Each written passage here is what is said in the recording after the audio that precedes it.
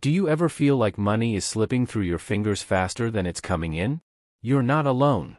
In today's world, effective management of our finances has become essential. But don't worry, because today I bring you 4 simple methods that will help you save money effectively.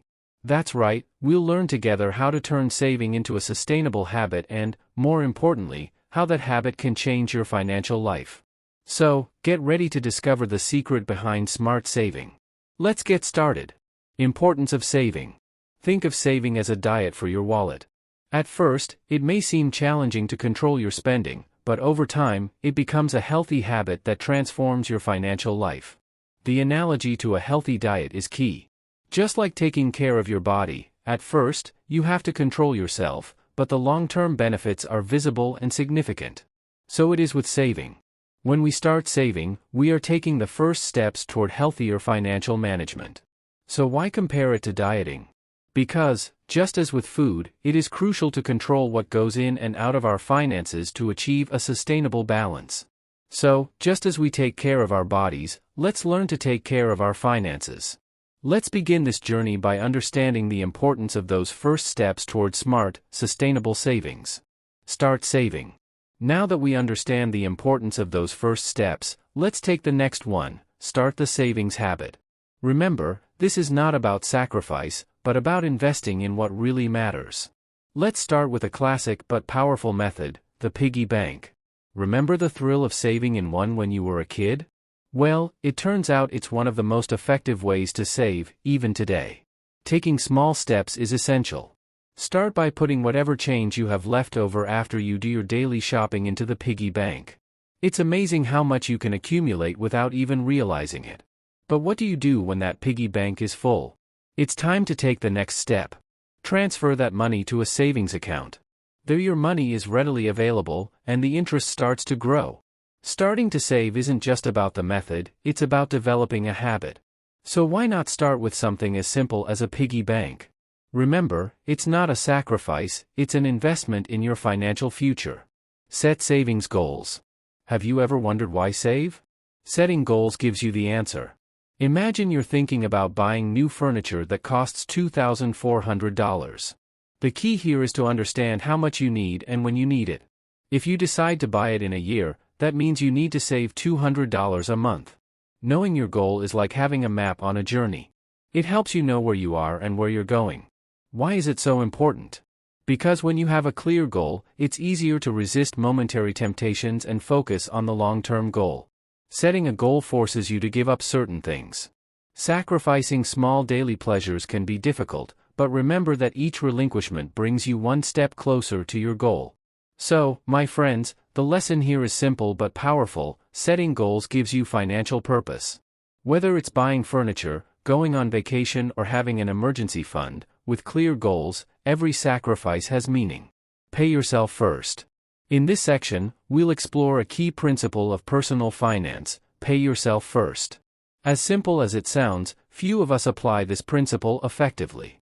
You've probably heard the basic principle: income minus expenses equals savings. But let's tweak it a bit to see the difference. Income minus savings equals expenses. What's changed here? By paying yourself first, before covering your expenses, you change the equation. By having less money available for expenses, you force yourself to be more efficient with your resources. But the question arises: how much should you save? There is no single answer. Ideally, 10 to 15% of your income, but if that seems unattainable, start with a smaller percentage, such as 3 to 5%. Everyone earns differently and has unique expenses, so it's best to assume that savings will be a percentage of your earnings. Start small and increase gradually. The key is to do it consistently. In short, paying yourself first is not only a financial principle, it's a mindset shift. No matter how much you may save at first, the important thing is to do it consistently and watch your savings grow over time. Determining your savings percentage. Now that we've talked about paying yourself first, the question arises: how much should you save? In this section, we'll explore the importance of determining the right savings percentage. The savings dilemma is not just about how much, but how much is enough. Many experts suggest saving 10 to 15% of your income.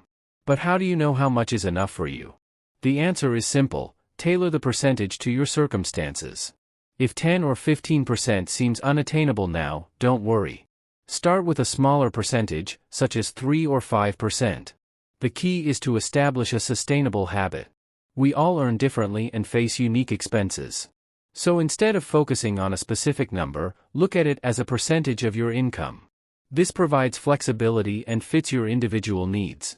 Remember, the most important thing is not the number itself, but the act of starting. If you can only save a small percentage today, that's fine.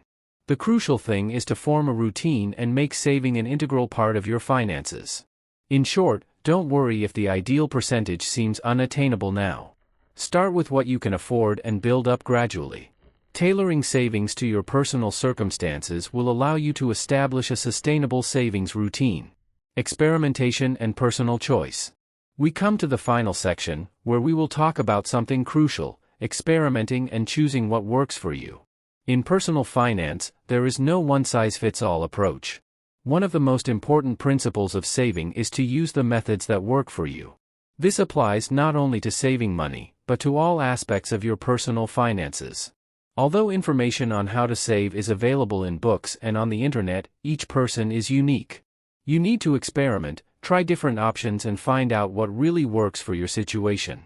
The same applies to the tips I've given you today. Don't worry if you're not sure which method is best for you. The only way to know is to try it and analyze the results. So, folks, the key message here is clear: experiment, test, and choose what's best for you. In personal finance, there is no one-size-fits-all approach. Customization is the key to success. Congratulations on making it this far. Let's summarize what we've learned today about how to save money effectively. First, let's remember the importance of taking small steps and developing the habit of saving, such as using a piggy bank. Then, set clear goals to give purpose to your savings. Pay yourself first, the financial principle that changes the equation. Determine your ideal savings rate, adapting it to your circumstances. And don't forget to experiment and choose what works for you. What's your favorite savings method? Share it in the comments. And if you're new here, don't forget to subscribe for more financial tips. In conclusion, folks, smart saving isn't just a habit, it's a path to financial freedom. Thanks for joining us today. See you in the next video. See you later.